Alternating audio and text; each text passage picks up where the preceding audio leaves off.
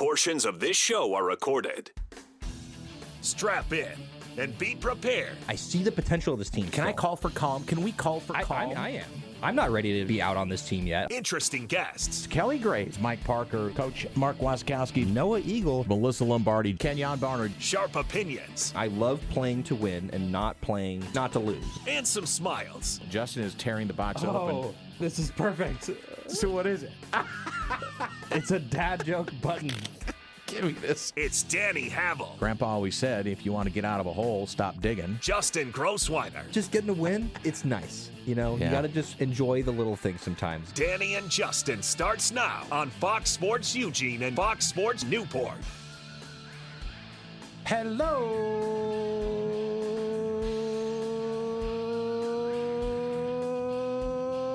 neighbors, and welcome high atop the Delta Triad, the Crystal Palace.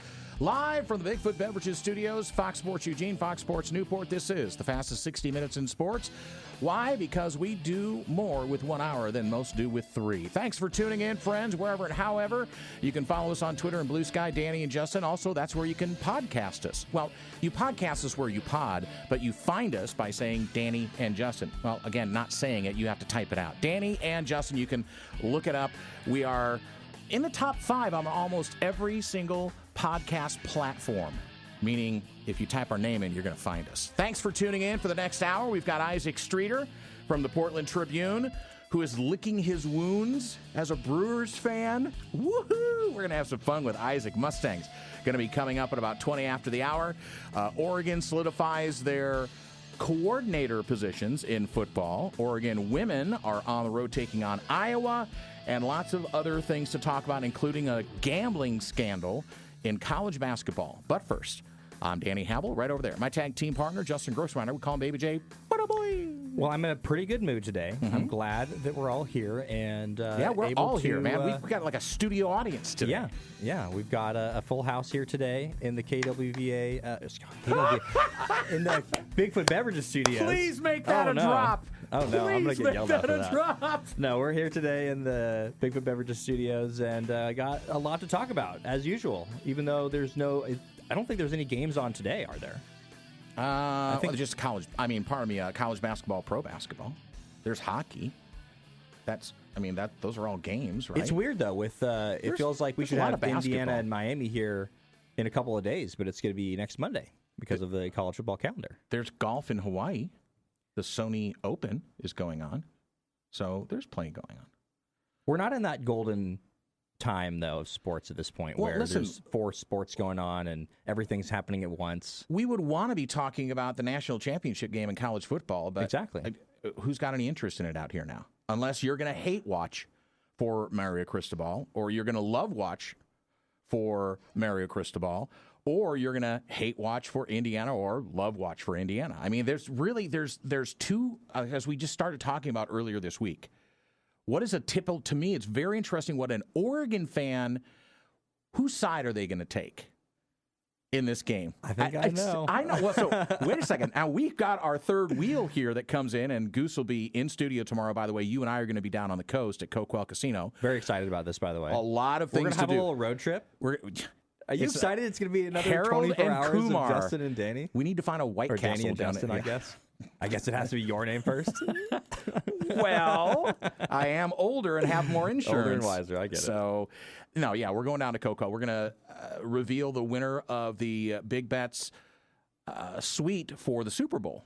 Now, when we played Big Bets, anybody who called in or those that won got extra little chances in the drawing. So if you won, I think you've got like 7 chances, but anybody who called in got 1 entry into it. So we're going to draw for that tomorrow.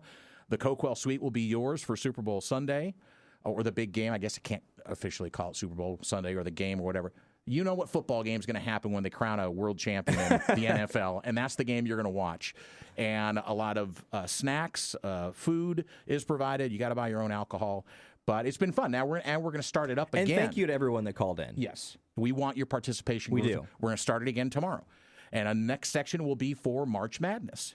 It'll be a suite for the national championship game for NCAA basketball. Again, very cool. So, That's what we got tomorrow. But a lot of news to talk about today for Oregon football.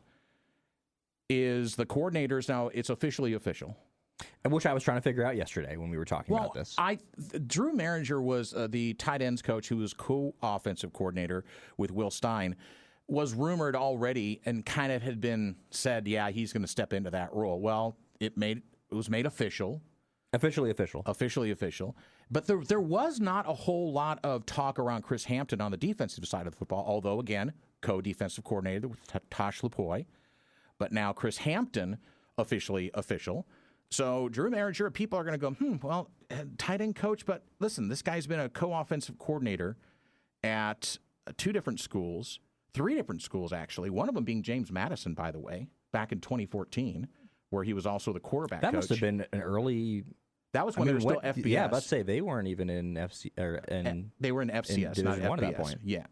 And then at Florida Atlantic and New Mexico, he was the passing game coordinator under Tom Herman at Texas for a couple of years, and he was Oregon's tight end coach and then co-offensive coordinator. He's been with Dan Lanning since Dan took this job here in Eugene. So he was one of the original hires for Coach Lanning when he came over from New Mexico. Former quarterback who was injured, played for Rice, and that's where he started his coaching career as a student grad assistant, and then went to Ohio State as a grad assistant, and then he's coached at Houston, Rutgers, Texas, New Mexico, James Madison, and now Oregon. Chris Hampton was a defensive coordinator at Tulane, where he came back to Tulane under Willie Fritz, pretty good coach there, after leaving Tulane to go to Duke to coach defensive backs. So what's interesting to me, Justin, is going to be now, does Drew Maringer stay coaching the tight end position as well as being the offensive coordinator? Mm-hmm. Does Chris Hampton stay coaching the defensive backs, the secondary, and stay as the defensive coordinator? You know he's going to be a defensive coordinator and offensive coordinator. So now you're going to go hire or promote from within for those positions, and then it's kind of like the fill in the hole, and everybody moves up a rung and a ladder, and then eventually you're going to have to start bringing in some new blood because there's also, from the coaching ranks, assistants, analysts, and others that have left to go most notably to Tosh Lupoi's staff, and some went to Will Stein. Surprise. And you form those relationships in a room, and so those guys, it's not a lateral move, it's a move up for them going to another program. I think the interesting thing about these moves is not just the X's and O's part on the field, that some of this has to also be about the recruiting side as well, because these guys are big in recruiting. Yeah. Both Maringer and Hampton. So not that I'm saying that's like the whole thing, but I definitely think that's a part of it, is that you have guys that have been, a big part of certain players' recruitments, and now that they're stepping up in bigger roles, you're going to have to see other coaches step into those positions that they were in. So how does that affect the whole recruiting cycle and stuff like that? Dan Lanning's been very clear that recruiting at the University of Oregon is a group effort. He does not allow one person to get too involved, according to him. Now, I'm not parsing his words. He says that there are multiple people that are involved in the recruitment process for any athlete that's coming to the University of Oregon. And for the reason of, if somebody is so aligned with just one coach, an Alik Terry on the line or whatever it is, then if that coach decides they're going to leave or move. I feel like I know where you're going with this. Right. So that's why there wasn't the exodus of players that have happened for Oregon on the second level, which we discussed earlier this week, is more than coincidence. It is a fact that those players going to other schools, and they didn't all go to Kentucky or all go to Cal. They went a lot of other places because they have a better chance of seeing the field at other places. I'm not saying that they don't. I'm just saying what's interesting about the hires at offensive and defensive coordinator is that it seems like part of this is about, okay, these guys have been in our system. They're just taking that step up. They're not going to have to reinvent the wheel. But also, there's these relationships already with these players. So you're not bringing in a new guy that's going to be like a totally different fit. Right. Yeah, and so I think that there is something that's playing in the favor of Oregon for keeping their guys by doing something like this. Honestly, like Will Stein, when he was hired, he didn't come from within the program. He came from UTSA. Right. And there were a lot of people, I'm sure it was you as well, where it was like, Who is this guy? Well, you know what, though? He was one of those guys where it was like, who is this guy? And then you basically learn that he has all these crazy concepts and that he's doing all these, cool things at UTSA. And so you didn't know how successful he was going to be, but it felt like there were some similar vibes to Kenny Dillingham, where I don't remember, where was he, where was Kenny Dillingham again before he got picked up by Oregon? I can't remember.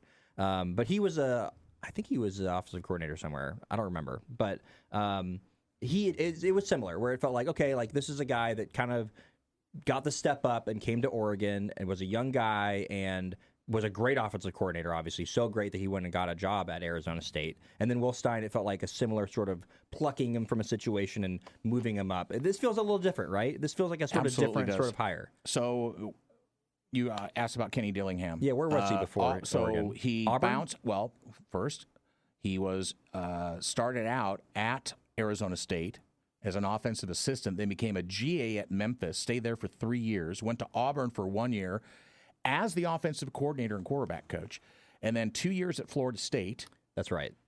And then to Oregon, and obviously now at Arizona State. Right. There was rumors that Kenny Dillingham was going to move on from Arizona State, his alma mater and such, but he's staying put. He worked himself a nice new contract He as certainly well. did. He certainly did. Good for Dilly. On the field, besides Dante Moore and the big splash yesterday, another one today, I think not unexpected. Evan Stewart, injured last year, sat out the entire season, although he was on the questionable. We thought he might play. Yeah, we kept wishing and hoping, but held him off the field. And Evan Stewart, though, declared now he's going to run it back.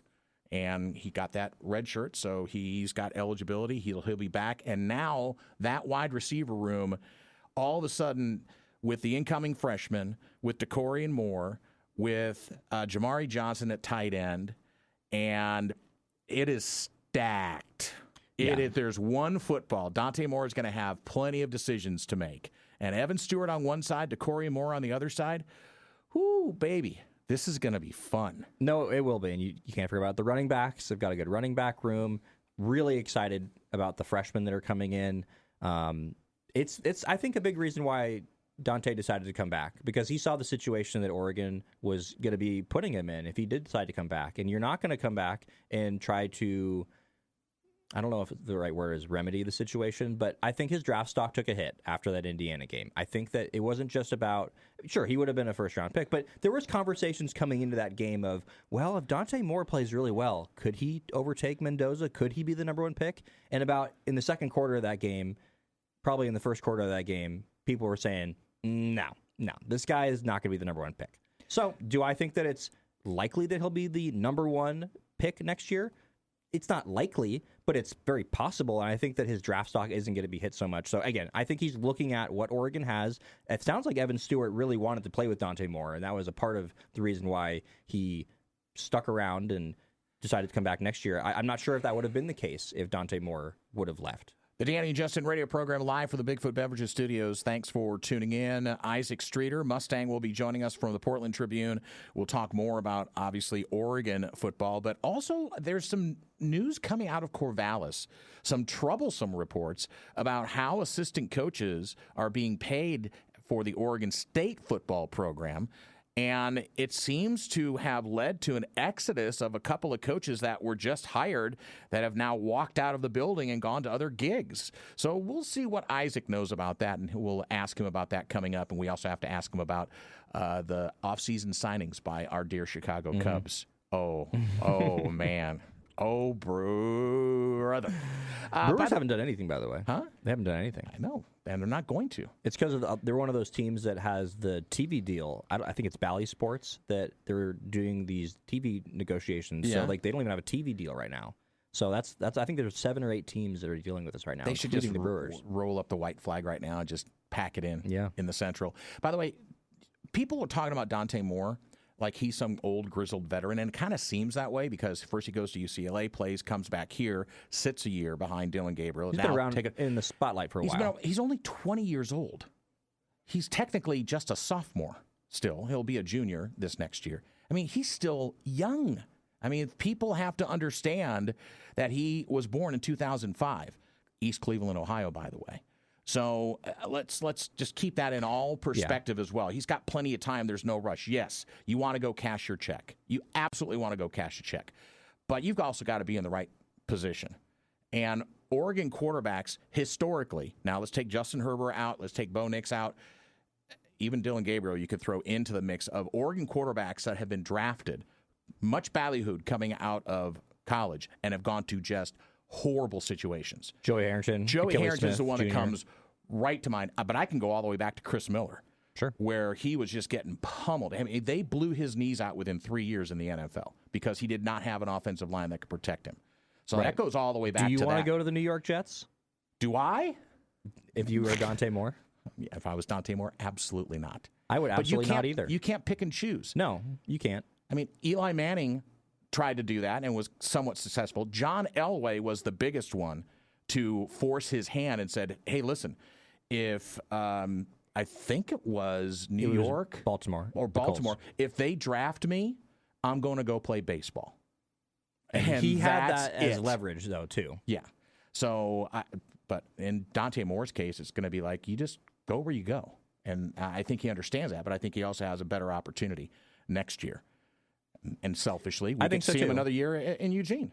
I think so, too. I mean, I think that the risk is a lot less than it was maybe 3 or 4 years ago. He's going to have a big insurance policy if he gets an injury, as well as with the NIL stuff. I mean, he's going to get paid, I think, I don't know the numbers of this exactly, but it seems like he's going to get paid a similar amount in the first year of his contract with the NFL that he would, which he's going to come back to Oregon. It's like, it doesn't seem like it's an out of this world difference over a 1 year period. So yes, that $50 million guaranteed money, he's not going to be able to secure that. But in a ideal world for him, obviously, he's going to do another year at Oregon, and then he's still going to get that contract. So unless something insane happens, then I still think that's the most likely scenario. So changing gears to basketball, Oregon women are on the road 6 p.m. tonight. That'll be on, I think, FS1, yes. Oregon's 14-4 overall, 2-3 in the Big Ten. Iowa undefeated in the Big Ten, number 11 ranked Iowa. They're 14-2 overall, 5-0. And that'll be 6 p.m. at Carver Hawkeye Arena. Hawkeyes are marking their third straight and fifth top 25 opponent in the first 6 Big Ten games for the Ducks. Oregon, Iowa have split the 2 all-time meetings. Oregon trying to even their record in the Big Ten and also put together a 4-1 road record, 6-2 in all games away from home. And this would be the second consecutive road win over a ranked team for the Ducks. I'll go all the way back to the Alabama game. So we're trying to get Kelly Graves on tomorrow if the Ducks win this game tonight. So stay tuned. We'll give you an update on that tomorrow on the old social media. Atlanta Hawks come into town at the Moda Center to take on the Blazers, featuring a matchup between two teams that are ninth in their respective conferences. The Hawks 20-21 in the Eastern Conference, Blazers 19-21. It'll be a 7 p.m. tip. Atlanta's trying to build a 3-game win streak with the victory against Portland. Blazers are an even 10-10 on their home floor, led by Donovan Clingan, almost 11 rebounds a game, and the Blazers are averaging almost 45 rebounds a game in the NBA. That's good for a top 10. They rank 9th in the league. So we've got all that, and we've got Mustang. Isaac Streeter from the Portland Tribune going to join us around the corner. We'll talk Oregon football. We'll talk Oregon State football. This thing with the salaries up in Corvallis is interesting to me. So we'll unpeel it just a bit. And is Indiana cheating in college football? We'll talk about that in the last segment of the Danny and Justin radio program. Fox Sports Eugene, Fox Sports Newport. Unfounded, but the rumors out there that Indiana is cheating in college football, which I just think is just they must be cheating. If they win, they must How could it be cheating. possible That they actually are a good football team, right? It's ridiculous how people punch up, but we'll discuss it just because it's in the news right now in the last segment, and also in that last segment, I want to talk about this gambling scandal in college basketball that's been uncovered. You didn't know anything about it until I mentioned it. I didn't see that news, no. I'd heard some of the Oregon and Oregon State news. Okay. So let's head on over to the Oregon Man Clinic's hotline right now at 541-343-5673 and welcome in our good friend. We call him Mustang from the Portland Tribune. He covers Oregon and Oregon State very well. He is a Sac State Hornet, and he joins us now. It's Isaac Streeter. Isaac, so gentlemen, I'm glad we're distracting for you right now. So tell us what's going on in your house with appliances. I recently acquired a lovely washer and dryer from Facebook Marketplace, and have, as the stubborn man in me, has decided that I don't need to call a handyman, and I can figure this out myself. Oh no! And I have a great deal of respect for HVAC professionals now. This is not as easy as I thought it would be, and it's fun. It's a big puzzle. I just don't want to have to go to Home Depot for a third time. So wait a second. So did you disassemble the entire washing machine or dryer, or are you just trying to plug it into the walls? No. So it's the dryer is the big issue here. Okay. Because the ducting for the vent is on the same level as the duct on the back of the dryer.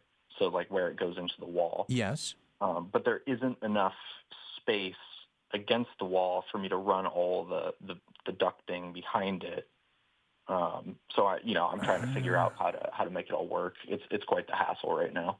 Oh, I'm sorry. You about got a that. nice little head tilt there from. Well, because I'm picturing this, Danny. and why don't you send me a couple of pictures of what you're trying to do? I might be able to help you out. Okay. Sure, we'll do. Or I'm not being sarcastic here. I have done plenty of this.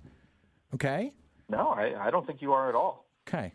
I feel your pain and your frustration, and that's the last thing you want to do, because obviously you saved yourself a couple of dollars by going on Marketplace and grabbing something that's a good deal. And if you can't use it, it's just a big paperweight, right? Well, and while we're talking about Yes. it, shout out to Jared Denny. I forget your guys' nickname for him, but he helped me bring it up the stairs. So he's my hero for it. Jared doesn't have his nickname yet because he's only We need been to get on him one our more time, I think. program. Oh, that's right. So he's only got one more, and then he gets his nickname. So, yes, we will definitely. Ooh, it might be the cleaner or something. Yeah, like that might have to play into the might have to nickname. play into it. Yeah, Interesting. I bought him lunch, and he helped me. Him and his brother helped me move it upstairs. But that's neither here nor there. What kind of sports are we talking Yeah, about? all right, let's get on to it. I want to start with Oregon State, because salaries for the assistant football coaches are in the news, because there was, and help me out here, there's an article that Ryan Clark put out a couple of days ago about the salaries. But when the coaching search was going on, and Scott Barnes, the athletic director, was asked specifically about how Oregon State was going to spend for their football program, he said that they would take a backseat. I'm remembering this, and again, you correct me, that Oregon State would not take a backseat to anybody, that they were going to be competitive in the Pac-12. Now, it's coming out that there's actually less money available for Oregon State coaches' salaries than there was previously. Am I deciphering this correctly? Yeah, no, you're spot on the head. So the current the budget pool that was promised to him was about a $3 million budget. Yep. And what Barnes said was that their all-in pool for athletics, as I understand it, would be in the top quartile of the Pac-12, which is a hilarious thing to say, given it's an 18 football conference. So you're saying you're going to compete as the second most well-endowed in that division. And, you lost your defensive coordinator and your defensive line coach within, 2 and 3 weeks of their hiring to bigger, arguably better, probably better paying jobs. So that's the kind of the breakdown there is it just isn't so far. I don't have the numbers for the other staffs, but when you're saying you're going to be a top 2-1 in a conference, currently it doesn't seem so. But yeah. Who are you more surprised returned to their school, Dante Moore or Malik Murphy? Malik Murphy. I have always been of the belief that Moore would return to school. It's kind of been my understanding that he's not in a negative way, but very much wants to be the quarterback to win the Heisman Trophy and a national championship there. And when they didn't accomplish either of those, I wasn't really surprised that he came back. Malik Murphy, however, when I walked into the football offices for my meeting with Shepard the other day, and Malik Murphy sitting there kind of at the front desk of their facility, that was a surprise and a half to me. But yeah. You can read him at the Portland Tribune. He's our dear friend, Mustang Isaac Streeter. Follow him on Twitter, Isaac2A's_Streeter. And he joins us on the Oregon Man Clinic's hotline right now to talk Oregon State. We're staying on Oregon State for a second. So you've gotten to sit down a couple of times now with Jamarcus Shepard, the new head coach at Oregon State. What is your take on him? Is he as enthusiastic as he seems to and appears out in public? Yes, he is. He's the exact same way, kind of in that one-on-one setting. He has this interesting thing. There's that football coach intensity underneath there that kind of ekes its way out, I guess. I'm not really sure how to describe it, but when he starts to talk about football and the facets of football that really make him passionate, it just starts to kind of ooze out, and you can see him like starting to ramp up, that ratchet up that intensity. It's pretty interesting to hear him talk about, football and those things. So, Isaac, what's the lift that Coach Shepard's going to have to do immediately? Because there was an exodus. Well, he's had a couple of coaches leave, and obviously a ton of talent on the offensive side of the football especially left. I think almost his entire wide receiver room walked out. And with Malik Murphy coming back, with Tristan Tia transferring, he's now at Auburn, I think, probably going to be a backup Auburn there. Yeah. So, I mean, what is the offensive side of the football, which Jamarcus Shepard knows the best because he was the wide receiver coach at Alabama? Is that the biggest thing that needs to be addressed? I would say so. I think that's certainly towards the top of it. And like you said, they've lost so much. In terms of offensive snaps on that side of the ball, their top 10, they're returning 2 of them. One is Malik Murphy, and the other is Tyler Volton, an interior offensive lineman. But other than that, Van Wells, Trent Walker, Anthony Hankerson, David Wells, Bryce Coffey, they're all gone. Right. And all these guys hit the portal or expended their eligibility and won't return. The offensive line has been torn to shreds. They're going to return one starter, and it's Volton at that position. So, I think it's the trenches that they've got to really boot up. They've lost a lot on the defensive line as well, from like a snaps perspective. But those are definitely the positions of need right now. In my conversation with him, he told me that, a lot of their signings just haven't come to light yet. How much you want to believe that, I'll see it when I believe it, I guess, is kind of my stance on it. But it definitely appears that they feel confident that they're going to be able to bring in enough talent, that they have a lot of it signed already. And most of it just hasn't, kind of been publicized yet. But, we'll see who they've got once they're willing to show it off. And Jamarcus Shepard, of course, coming over from Alabama, 14 incoming transfers. None of those guys are from Alabama. How do you think it's affected this year one under his regime? He's coming from a school where you're just not going to be able to bring over a bunch of guys. We've seen that be the sort of playbook for different coaches coming into different programs where they'll take he didn't 10, raid the 12 cupboard guys. in Exactly. Tuscaloosa. Like, how do you think that's affected this first incoming transfer season and this first year under Jamarcus Shepard? I think when you look at that and you say, oh, he's not portaling in Bama guys, he's doing it with the staff. And to me, that's kind of the bigger thing. His offensive coordinator was an assistant quarterbacks coach at Alabama. His general manager was on the player personnel side at Alabama. And I think when you're retaining those sorts of guys, people that worked with him at previous stops, like Mitch Dalen, the OC, came with them from Washington to Alabama. So when you're bringing that level of continuity on the staff, I think you feel a little bit more confident than portaling in players. Obviously, coaches can't suit up. But, when your play caller has been with you at 2 different stops over 5 years now, I think you feel a little bit better about, kind of that unified vision to be able to go and identify portal talent. And, they're hitting the high school recruiting trail really hard. I think they've signed more late 2026 signees than they have portal guys at this point. And, I think that kind of speaks volumes. They're recruiting, my hometown areas of Sacramento really heavily through the portal. Through the high school ranks. And, I think it's one thing to bring in the players from Alabama. I think it's another to add the coaches. Sure. You can read him in the Portland Tribune. You can follow him on Twitter at Isaac_Streeter, and he's an HVAC apprentice. It's Isaac Streeter, Mustang, joining us on the Danny and Justin radio program. So, Isaac, let's flip it down the road to Eugene, and it almost seems like an embarrassment of riches coming back. Dante Moore says he's coming back. Evan Stewart, off of injury, says he's going to return. Now, you've got a couple of minuses in there, and the biggest one is Kenyon Sadiq, but then you've got Jamari Johnson ready to step up into that role, and let's see how many pounds he puts on in the offseason. Talk about how Oregon has reloaded on the offensive side, but then also tell me the same thing I asked you about Oregon State. Where is the biggest need, you think, for Oregon?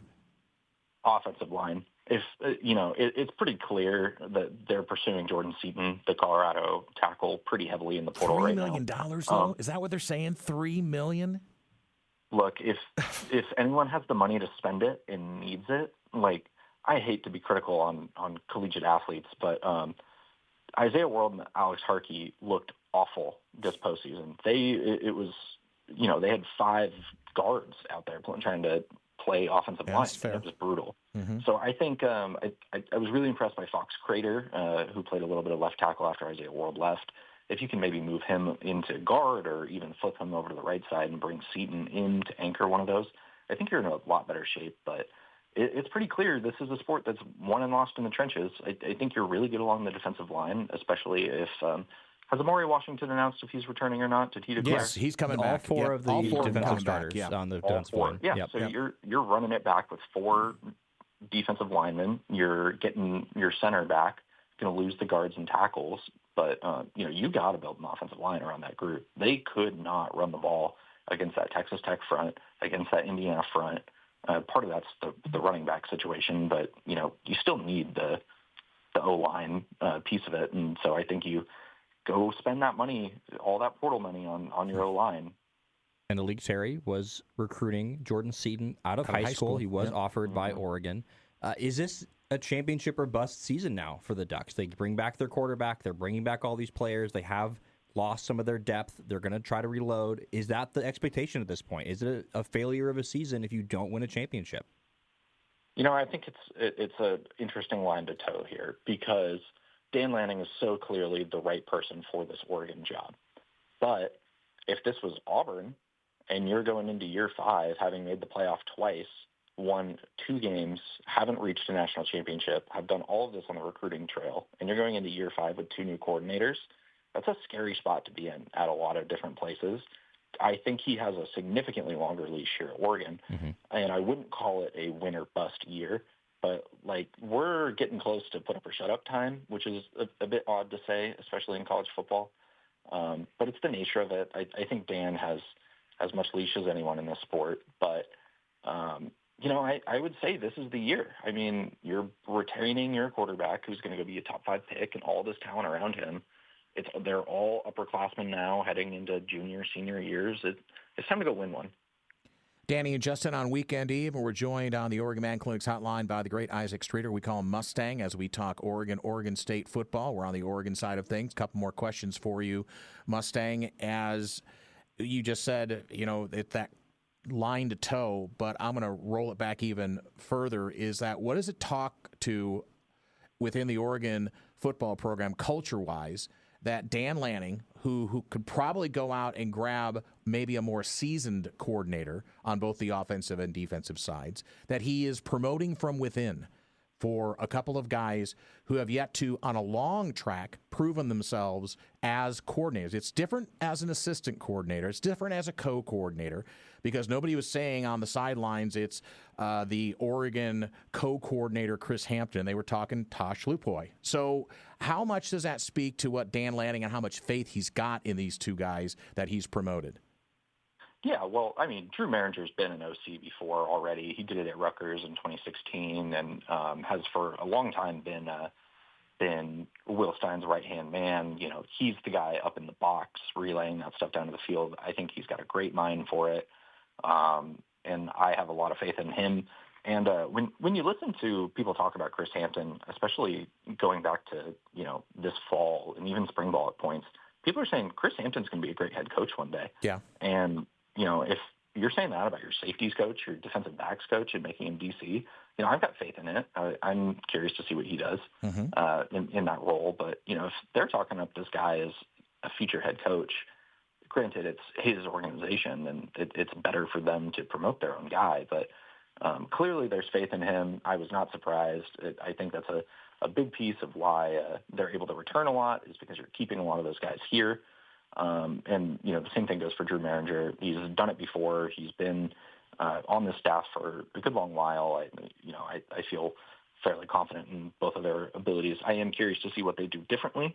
Maybe what it varies from Kenny and Will on offense, what Drew brings to the table. But clearly it speaks volumes about the kinds of people they have in the building. And this is Dan's MO.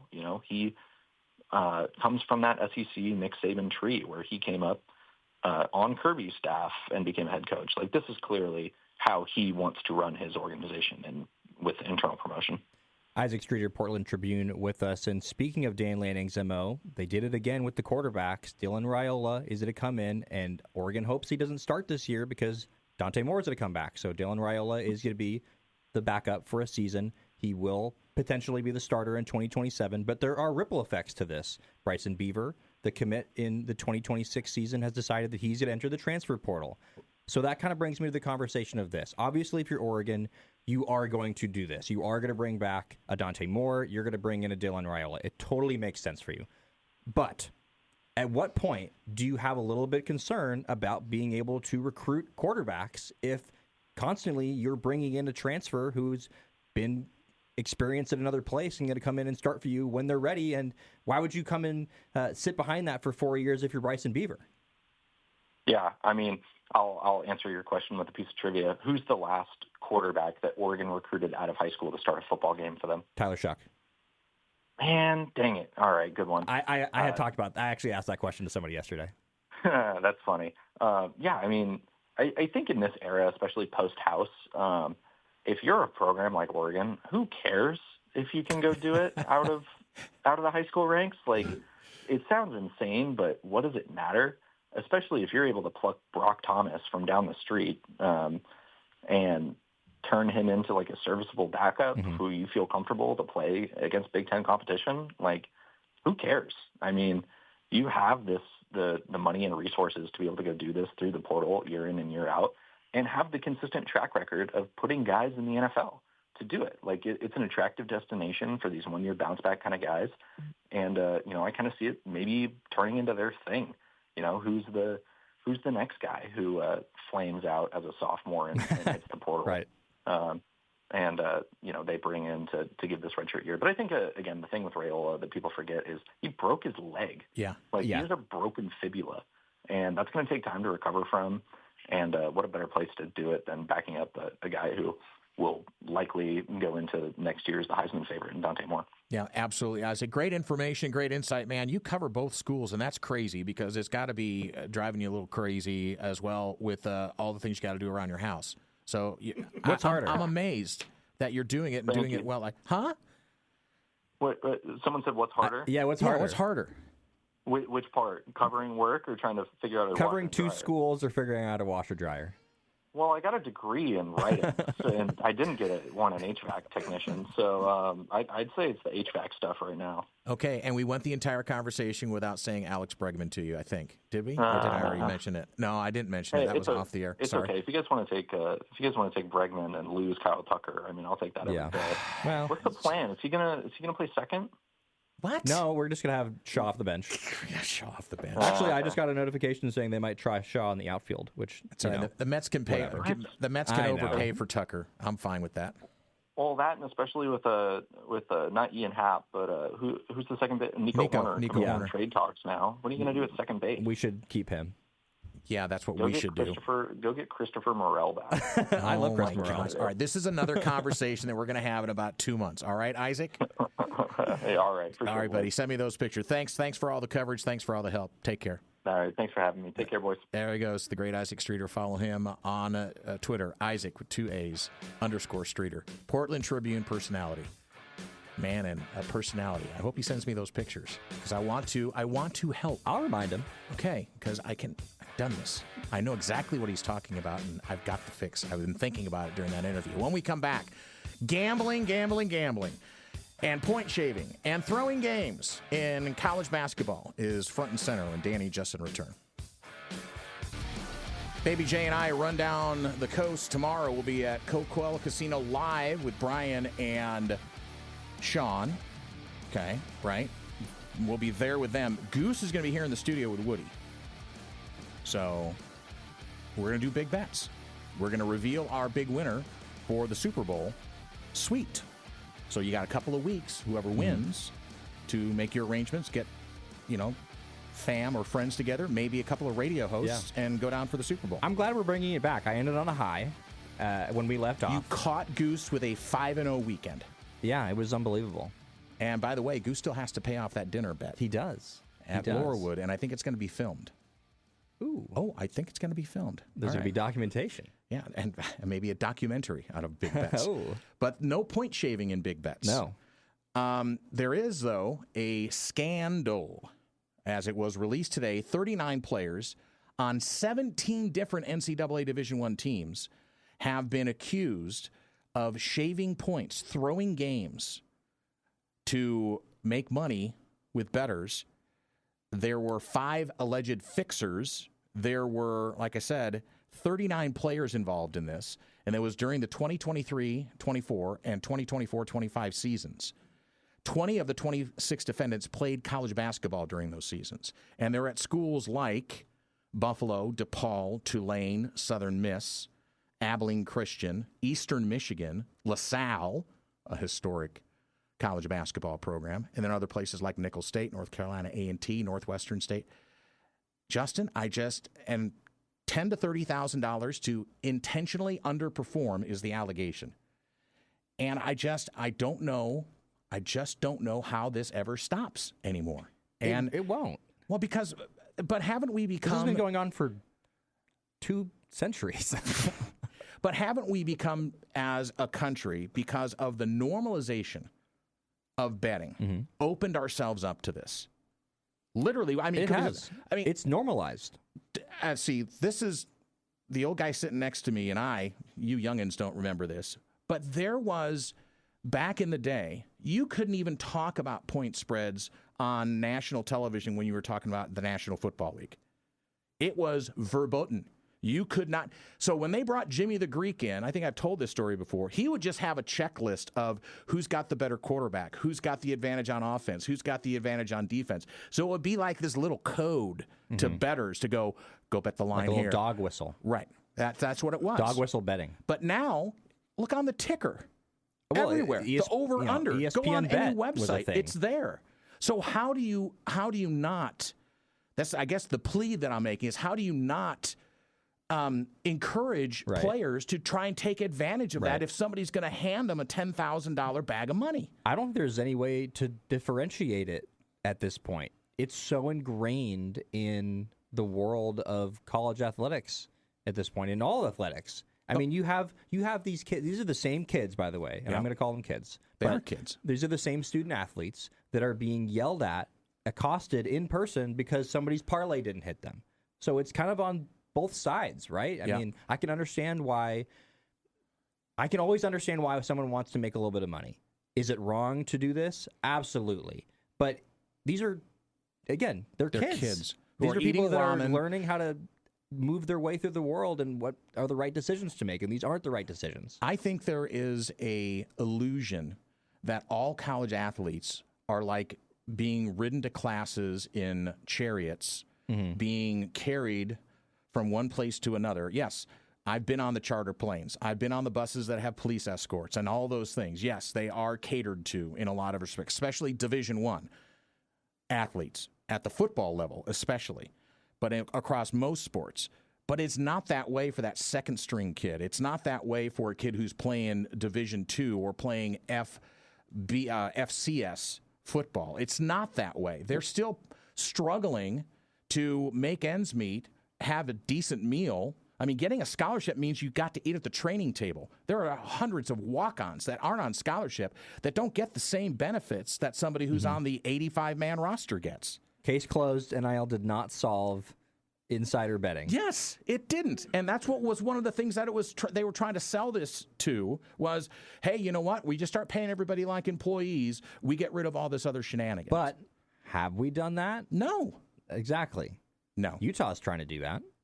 Well, good on them. And if they get it done going for profit and basically making themselves their own administration, that will be the blueprint for every other school that's out there. So we'll watch that pretty closely as well. It's a very interesting situation. But, I mean, it goes all the way to the pro ranks as well. I mean, the thing that Chauncey Billups is caught up in Portland where it's but that's a little bit more nefarious. Exactly, because those are like people that have money already. I think these athletes, and 4 of them, by the way, played this week, which is amazing to me. I'm guessing that these schools' NIL packages are not remotely similar to many of the top schools, and definitely not to the NBA players that were getting indicted in this case. Well, Kennesaw State, Northwestern State. Yeah, I'm guessing there's not a ton State. of money there. No, there isn't. Alabama State. So we could talk about you're not going to see this at Duke and North Carolina. Maybe you'll see it at Oklahoma with John Mateer. That's a little joke there, but I don't think it's solved the problems of what we're talking about with these schools that are the smaller schools and even in these bigger schools. Like, it's not like every program's getting football money. Well, and football takes a lot of the money out as well. Because it makes a lot of the money. Well, that's the whole thing. And that's where some of the schools that have high-profile baseball or softball programs, or even men's and women's basketball, unless you're at a top tier like a Duke or a Kentucky or a Louisville or North Carolina or Kansas, they are not the premier programs, right? So they're struggling for every dollar they can get. And football drives it. Football drives the TV revenue. It drives the ticket sales. It drives the donors. And where does that money funnel back into? And I'm not saying it's right or wrong or indifferent. I'm just saying what the reality is. That's just true. That's what it is. And we just call it the way we see it. So that is going to be an interesting thing where it plays out. And if they keep cracking down on things like this, maybe to have a deterrent for others that might want to dip into something less than legal. And this is definitely, I mean, I can't even imagine a player who is being accused of this, if they prove him, how he ever plays a team sport anywhere ever again. And why would a teammate trust them? Mm-hmm. If that's the truth. Right. I mean, so not just them, any employer, right? Well, see, that's a character thing then. Exactly. As well. So, all right, tomorrow on the program, we will be live at Coquel Casino. As I said, we'll be doing our so we're going to be doing some basketball. Speaking of that, we just talk about gambling and betting and all that thing, but we're not point shaving. Yeah, by the way, we're doing that. But we're going to do that now, and we do it for fun. So here's the thing. You'll be, Goose and I and Baby J will be picking the games, and we've got to have, if football gets us there, we might throw in some pro stuff this week. So point spreads, we'll go through all the rules that we're going to throw some basketball in.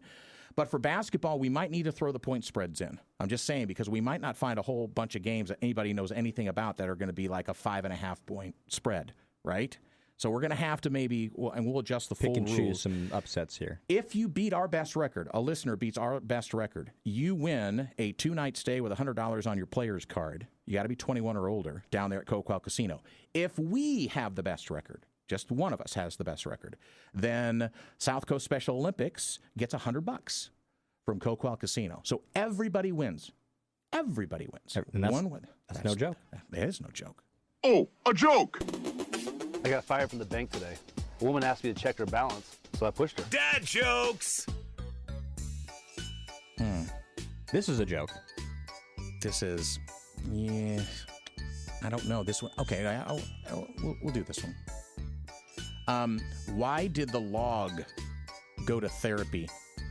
Why did the log go to therapy? I don't know. Well, it had deep-rooted issues. Got to uproot those deep-rooted issues. Well, we got interns in. I got my good friend Mike in here. We have a studio audience, so there we go. These guys the eyes rolled. They're going to have to endure that every single show. It is tradition here on the Danny and Justin radio program. So Woody will be at the controls tomorrow in studio here with Goose. You and I are going to hit the road. Harold and Kumar going to go find a White Castle on the way from here to Coos Bay. We might have to go a little bit out of our way to do that or get it in the frozen section. I'm excited. All right. We'll talk to you tomorrow live from the coast. For Baby J, I'm Danny. God bless. Be able to put a smile on your face. Someone else's. They deserve it. So do you. Peace.